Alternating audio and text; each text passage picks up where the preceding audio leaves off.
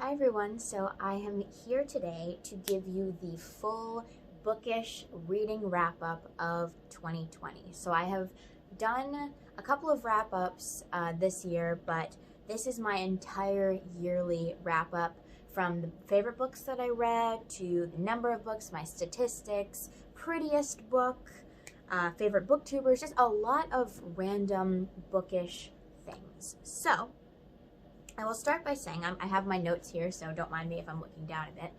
But I read 128 books this year. Today is December 30th, so I highly doubt I'm going to be reading any more books between now and the new year. So I read 128 books. My Goodreads goal was 100 books. I surpassed that in October. November and December were pretty good reading months for me. So I did a lot of reading those months and just ended up surpassing my goal. I'm going to be setting my Goodreads goal for 2021 the same way and just seeing how I do from there. The total pages I read was 29,672 pages. So that's quite a lot of pages. It was really interesting to see the breakdown in Goodreads of all the different pages that I read. If you didn't know about that, Goodreads, if you have your challenge for the whole year, it'll give you a breakdown of the books that you read, the months. It'll give you a chart of how many things you read in different months. There's a lot of visuals and graphics to show you your reading, so I definitely recommend looking at that if you're interested. It's just fascinating to see the pattern of your reading. And then we have kind of a loose category breakdown. I didn't do like precisely the math, but I read about 50% adult fiction, just straight adult fiction, which is much more than I have in any other years. I read about 20% children's books, which is really interesting. I'm actually a children's librarian, if I haven't mentioned that before, but I'm a children's librarian, so a lot of books that I read are either middle grade or picture books that I read for work. And then similarly, another 20% was nonfiction. So I did read quite a bit of nonfiction, mostly earlier in the year. I found myself audiobooking nonfiction a lot when I was driving to and from school because I had a 50-minute commute. So the first, the first half of the first semester of this year, I ended up doing a lot of reading nonfiction. And then the rest is poetry, YA, and graphic novels, which each fall somewhere around 5 to 6%. And so those are like a little bit smaller categories, but I've kind of transitioned out of reading so much YA just because a lot of it doesn't interest me anymore. I don't think there's any problem with continuing to read YA into your adulthood. I think that's amazing. I'd still do if there's something I'm really interested in. I don't have any problem with that. But I just have found over time that I don't relate to the characters nearly as much, and I just have a lot more fun reading adult fiction now.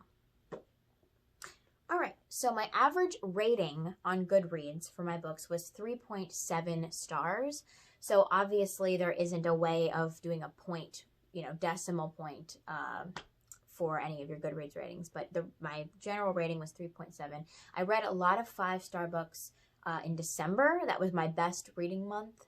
So I guess that kind of pushed it up. It probably would have been closer to 3 stars instead of 4 stars if I hadn't read so many great books in December.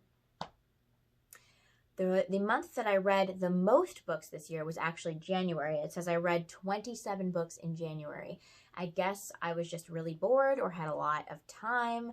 And I believe that month also I read a lot of, that was the big month that I did graphic novels, poetry, children's books, and a lot of audiobooks too, because I was going back and forth to school. So yeah, that was my best reading month. And then my worst reading month was June. I only completed 2 books. I believe I had started some other books in June, but just didn't get to finish them. June was the height of my summer semester that I was doing. So I ended up doing quite a bit of other stuff other than reading, like lots of schoolwork. So yeah, I only finished 2 books in June. That was my worst month. But everything other than that has kind of been a similar curve. The past 3 months, October, November, and December, I all read 11 books, which is kind of amusing that it was the same every month. But yeah, so that's kind of the extremes, 27 and 2, which is a huge range. It's really interesting to look that up. So topics that I favored this year. I went through a huge feminism and female authored book phase. I read so many feminist texts. I read so many anthologies related to feminism. And that was a big, big thing that I was interested in this year, which was a really enriching thing, I think, especially in the beginning of the year. I read a lot of those kind of books. But yeah, it was really fascinating to read more about that. That's not a topic that I ever really looked at before this year. I also kind of dove into thriller and horror a little bit more. That's a genre that I have pretty much avoided for the most part. I've avoided horror my whole life. It's not something that I've ever really been into. But this year, I've started watching horror movies. I started reading horror books. And it's a genre that I really connected with, actually, now that I'm not so terrified of it.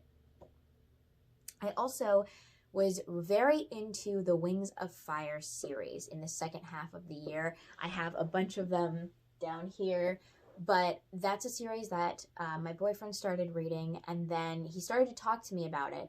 And I kind of said, why don't I just read this series? Because it sounds really interesting and you really like it, so I'll just start the series.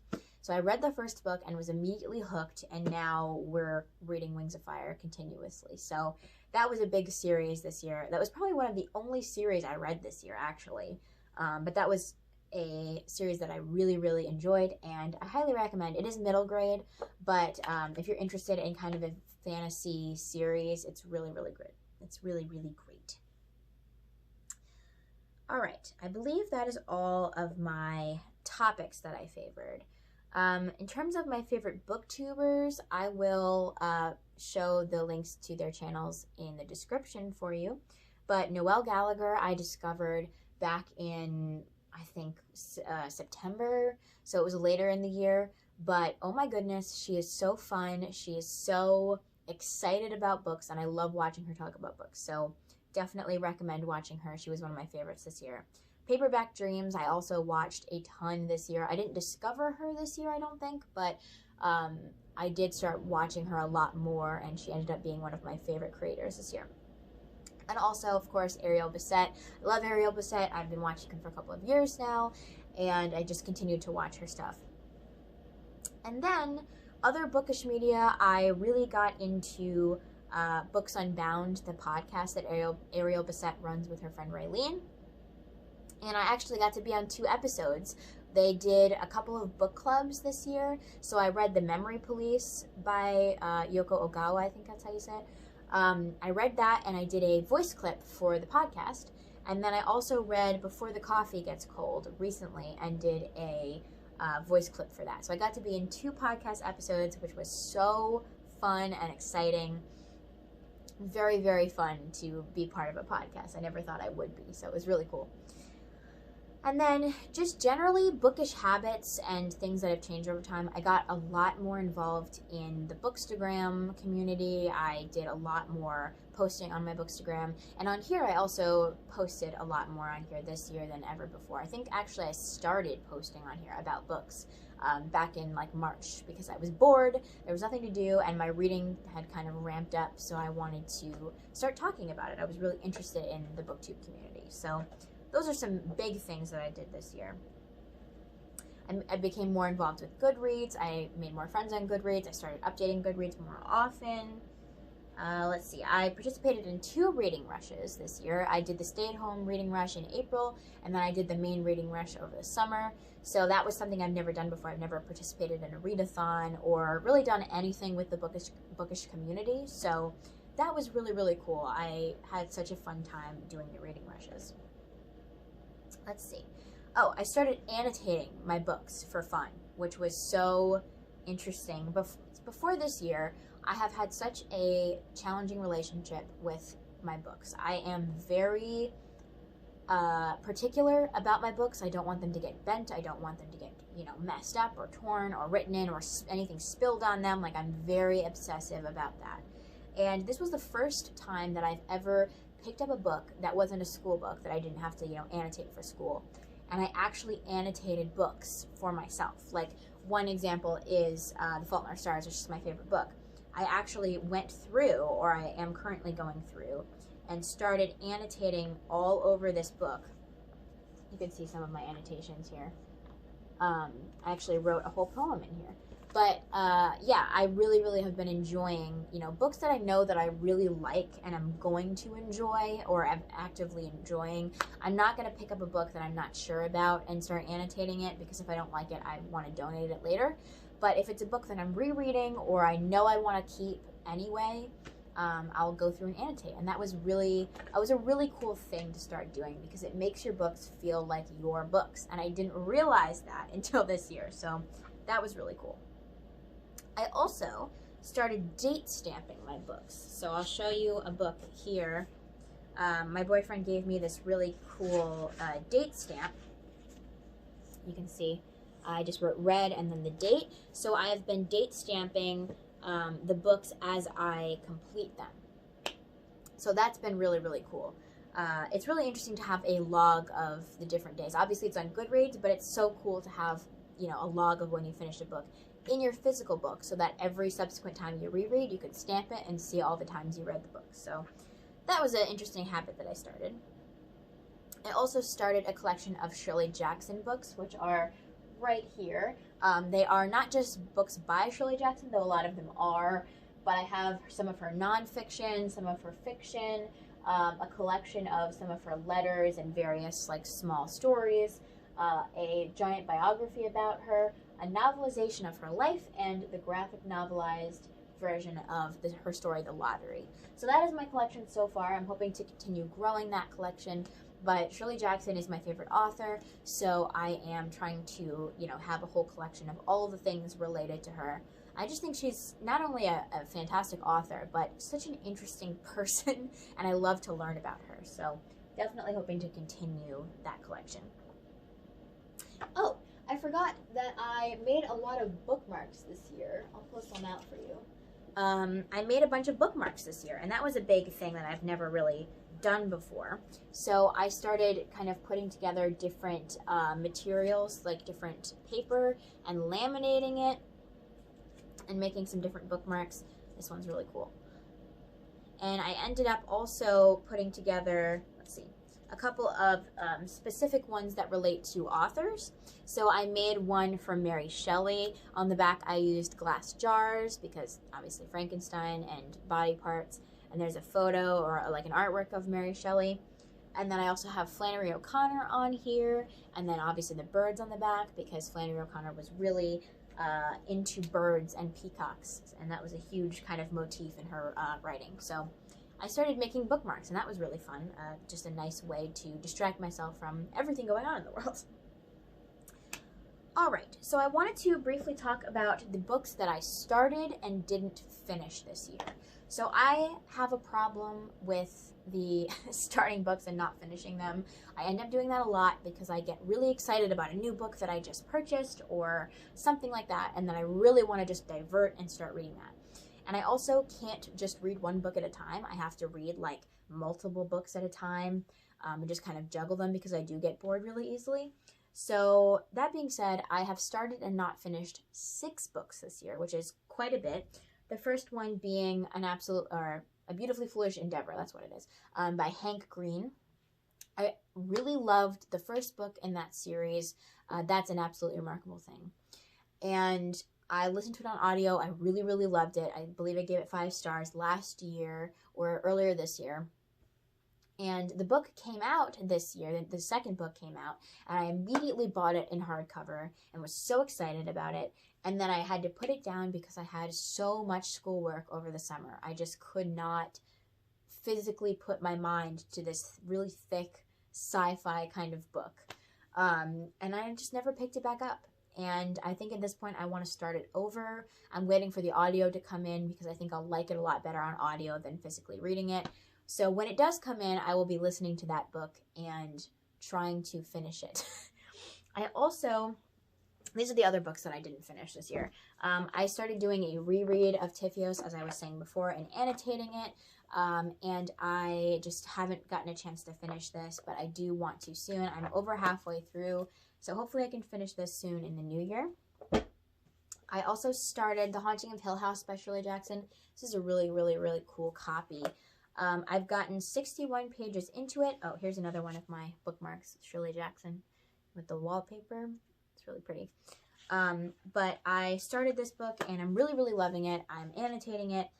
As you can see here, there's just a few annotations. But I just wasn't able to finish this because I felt like with all of the school reading I was doing, picking through a novel like this, though I love it and I love annotating it, felt a little bit like schoolwork to me because I had to do so much of that. So I think now that I'm a little bit separated from my schoolwork, maybe I can dive back into this. I started Upstream by Mary Oliver. Mary Oliver is my favorite poet of all time, and this is a collection of essays about her life and about nature. And I've gotten like 70 pages into this and was really enjoying it, but I felt like this book was such a vibe for like fall time and sitting outside and enjoying nature. And I did one of those things where you want to read it at the perfect time, and it just hasn't felt like the right time for this book. So it's also a book that I don't feel like needs to be read, you know, from cover to cover straight through because it is an essay collection, and the essays don't really need to tie together. So I feel like this is something I can read intermittently, and that won't be a big deal. Then I have Applewhites at Wit's End. This is the second book in the Surviving the Applewhites trilogy. By Stephanie S. Tolan, and I love this series. It's middle grade / YA. It doesn't really, it's kind of on the cusp. But I got 150 pages into this book, over halfway, but I'm buddy reading this with my friend, and she has not gotten anywhere near where I am in the book yet. So I put this aside, and that's why I haven't finished it this year. And finally, I have the Wings of Fire Legends book, Darkstalker by T.T. Sutherland. And this is a book that I am currently buddy reading with my boyfriend. He's actually reading it to me aloud, which has been really, really fun and just such a nice like bonding thing for us to do.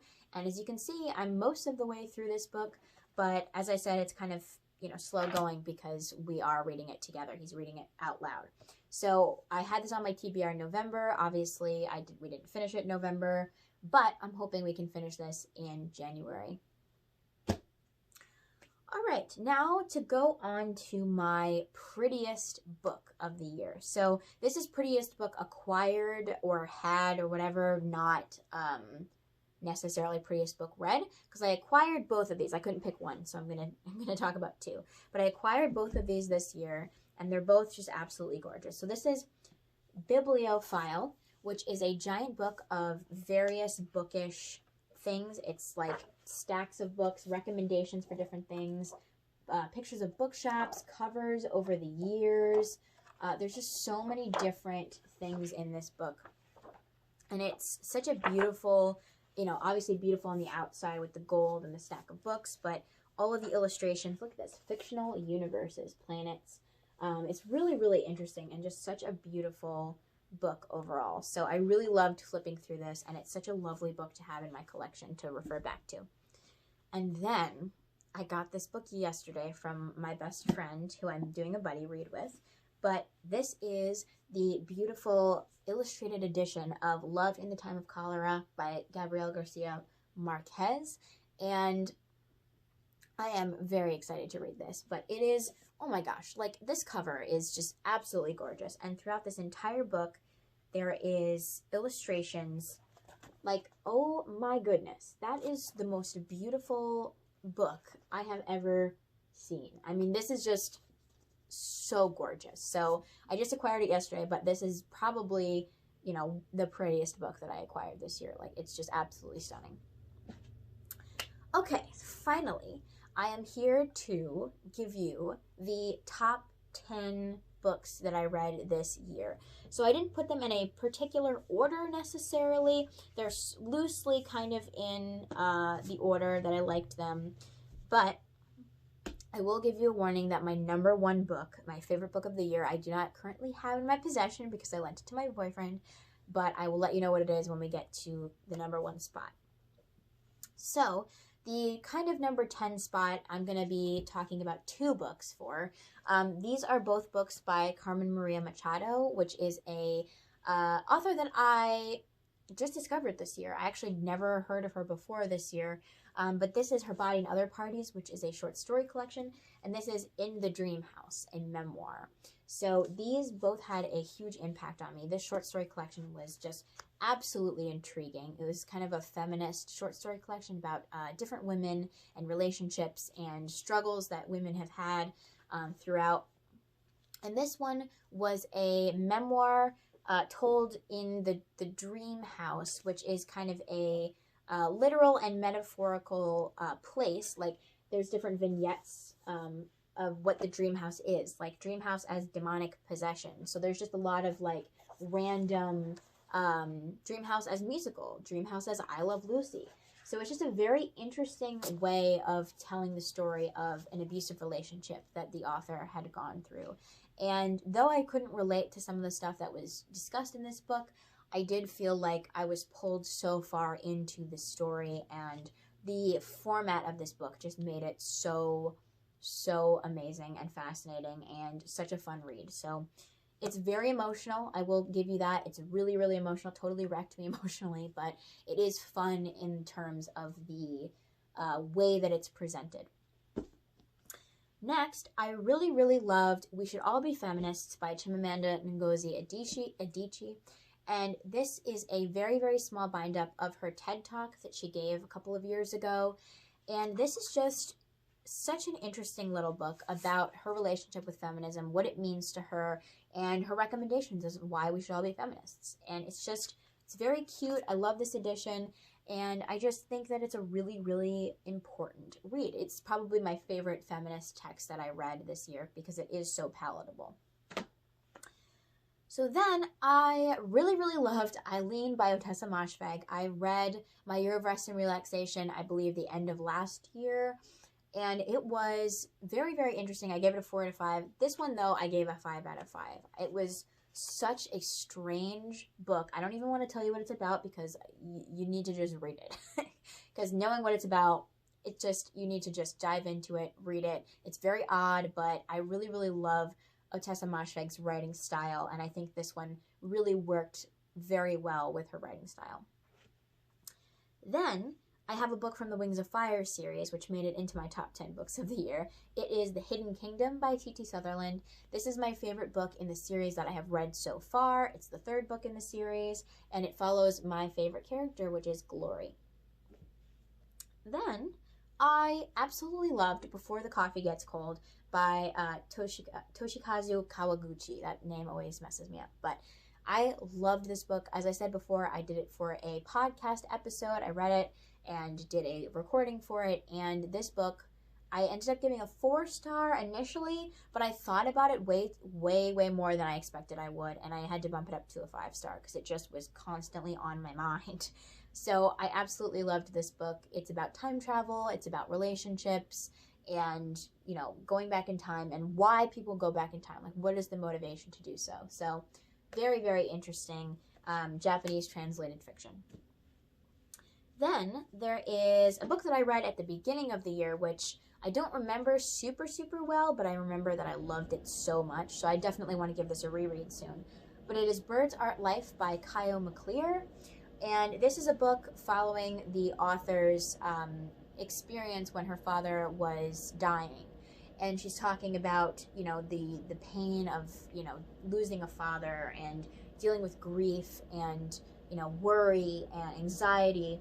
But she talks about it under the guise of art. And how do I make art out of things that are troubling? And what does art mean in a world where horrible things happen? Just all those kind of concepts came together in this book. And I loved it so much. It inspired me to make art. I want to read it again so that I can have that same, you know, inspiration strike again. So absolutely loved that book. Then, in the third spot, I have The Shame by McKenna Goodman. This book was so interesting. I feel like these are all my favorite books, so you know I loved them, right? I don't have to say that I loved them, but obviously I loved this book. It was a kind of unreliable, unlikable main character story, which I'm really, really into, and great execution, also great cover.